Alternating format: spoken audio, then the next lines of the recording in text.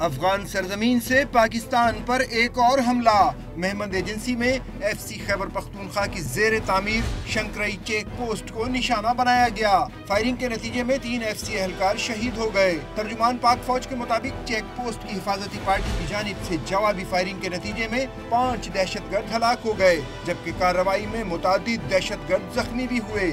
I S P R کے مطابق بھاگنے والے دہشت گردوں کو لاشیں اور زخمی سرحد پار لے جاتے دیکھا گیا۔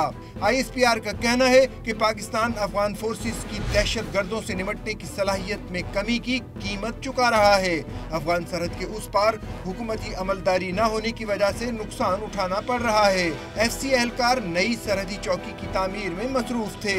حالیہ کچھ عرصے کے دوران سرحد پار فائرنگ سے راجگال خیبر ایجنسی میں پاک فوج کے نائب صوبیدار شہید ہو گئے تھے۔ اس کے علاوہ چمن میں مردم شماری کرنے والی ٹیم پر بھی افغانستان سے فائرنگ کی گئی، 1 اہلکار شہید اور 18 زخمی ہوئے۔